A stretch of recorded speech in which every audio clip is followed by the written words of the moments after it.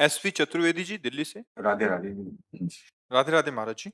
महाराज जी, परिवार में नकारात्मकता हो और घर में कलह हो रही हो, गृह युद्ध जैसी परिस्थिति बन रही हो, तो अध्यात्म के रास्ते पर कैसे आगे बढ़े? वैसे ये चीज तो घर घर में है, हो रही है।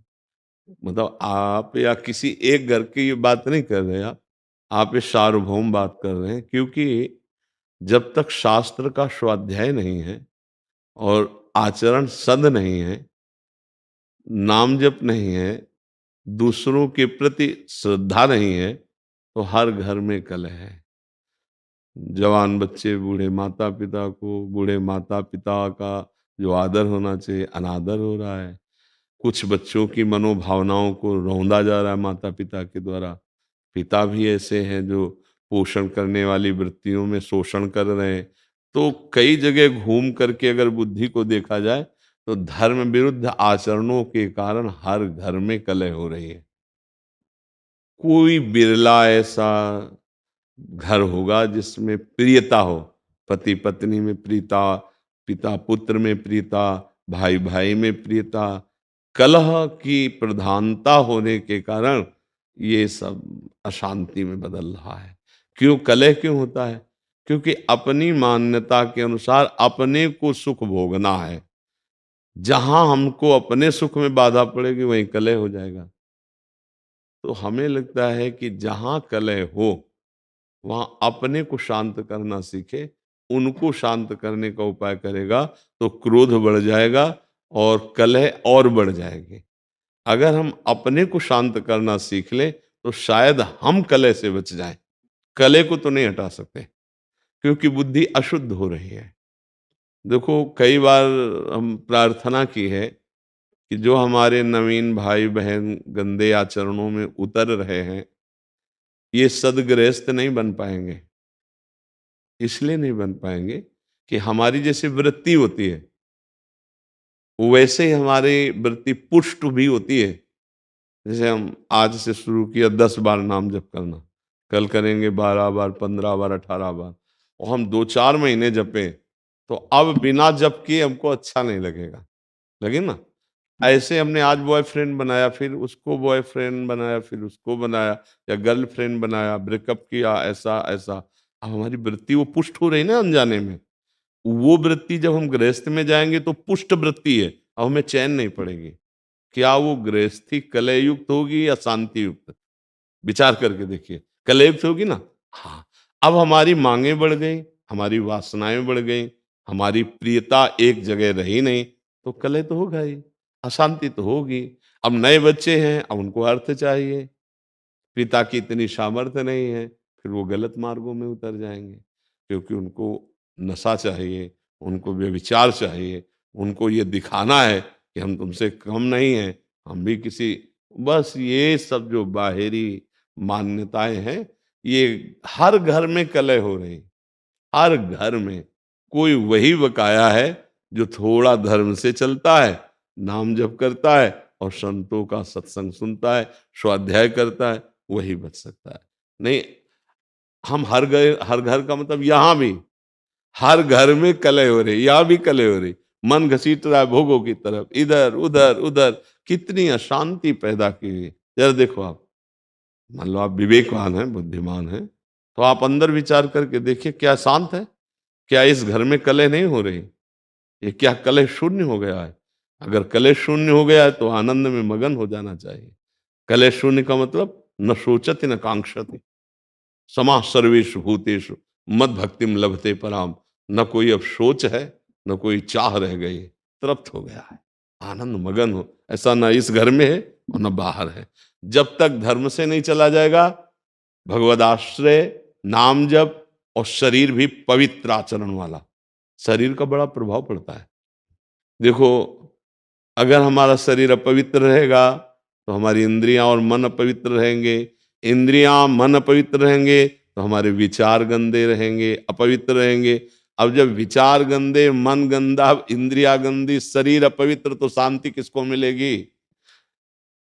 सुख किसको मिलेगा? फिर वो क्या, चिड़चिड़ा स्वभाव, कड़ुआ स्वभाव। कुछ ऐसे दृश्य जैसे संसार में देखे ना कि लगता है कि ये मनुष्य रूप में राक्षस है, ऐसा निर्णय होता है, क्योंकि राक्षसी बुद्धि बढ़ गई है। अरे जैसे बूढ़ी माँ है, उसको जवान बच्चा पीट रहा है, ये राक्षस नहीं। अरे जिसके चरण धो के पीना चाहिए, उस माँ ने गर्भ में धारण किया, उस माँ ने हमारी शौच फेंकी, हमको इतना सयाना किया, अब तो हमको उसकी सेवा करनी चाहिए, उसके थप्पड़ मारे। ये राक्षसी बुद्धि बढ़ गई। पिता ने जीवन भर कमा कर अपने बच्चों को, 2 बच्चे, 4 बच्चे पढ़ा लिखा के बड़ा किया, सब संपत्ति दे दी प्यार में, और वो पिता के ही विपरीत हो गए। ये बहुत तरह की ऐसी मनोवृत्तियां हैं जो हमारे हृदय को जलाती हैं और बाहर। इसीलिए हम सबसे कहते हैं, प्रार्थना करते हैं कि अगर आप नाम जपना शुरू करें, अपने छोटे छोटे बच्चों को एक माला ही सही, 5 मिनट ही सही, राधा राधा नाम सुनाएं और उनको अच्छे आचरण की शिक्षा दें, तो आगे चलकर वो अच्छे गृहस्थ बन जाएंगे। अगर जिन बच्चों को शिक्षा नहीं दी जाती, वही बच्चे उद्दंडता में फंस जाते हैं। अच्छा, माता पिता में जब जीवन में भजन नहीं किया, तो अब शास्त्रों का ज्ञान नहीं कि हम उससे सह सकें, अब वो जलते हैं बेचारे, अशांत हो जाते हैं।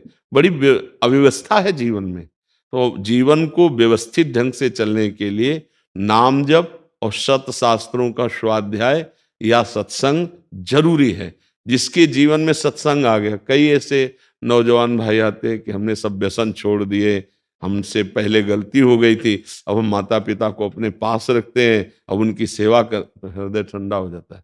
हाँ हाँ, हमारा जीवन सार्थक हुआ कि 4 लोग बदलते रहे, 4 अपने स्वभाव को तो ठीक कर रहे हैं। अगर हम सत्संग सुने, नाम जप करें और ये बात बैठा लें कि कहीं मंदिर में भगवान की पूजा ही सर्वश्रेष्ठ नहीं है, इन हृदयों में भी भगवान विराजमान, इनकी भी पूजा आवश्यक है। सबके हृदय मंदिर में गोविंद विराजमान, चाहे माँ हो, बहन हो, पत्नी हो, पुत्र हो, परिवार, वही हैं प्रभु। अगर वो चले जाएं तो उन शरीरों को हम प्यार नहीं करेंगे। अगर इस भावना से, तो फिर हमें लगता है कहीं कलह नहीं रह जाएगी, पर बड़ा मुश्किल है अब, क्योंकि बहुत गंदे आचरण बढ़ गए, बहुत गंदा नशा बढ़ गया है, बहुत बढ़ गया है। मतलब एक बार मन घबरा जाता है कि अभी ये हालत है तो आगे क्या होगी। छोटे छोटे बच्चे, लाख प्रार्थना करो, वो नशा करने लगे। जब नशा करते हैं तो उनकी बुद्धि ठीक निर्णय नहीं कर पाएगी।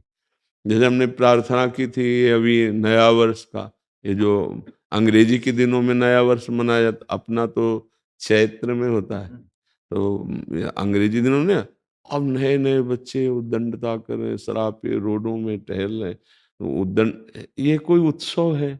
हमने कहा तो भाई उत्सव का मतलब है 10-20 लोग बैठो और नाम कीर्तन करो और सुंदर सुंदर पकवान बनाओ, भोग लगाओ और अपने पाओ, 4 लोगों को पाओ, कोई भी उत्सव करो। हम कह रहे किसी भी बहाने से उत्सव करो, नाम जप करो, ठाकुर सेवा विराजमान है, भोग लगाओ, सबको पवाओ, तो तुम्हारा बुद्धि शुद्ध होगी, तुम्हारा जीवन शुद्ध। ये क्या है, राक्षसी पिए शराब, रोडों में आतंक मचाए घूम रहे, इधर उधर उद्दंडता। तो आज हमारी थोड़ा समाज जो है वो गलत दिशा को जा रही है, गलत दिशा। ये हम बाहरी लोगों का अनुकरण करने वाले भारतीय नहीं होते, हमारा अनुकरण करने वाले बाहरी लोग होते हैं।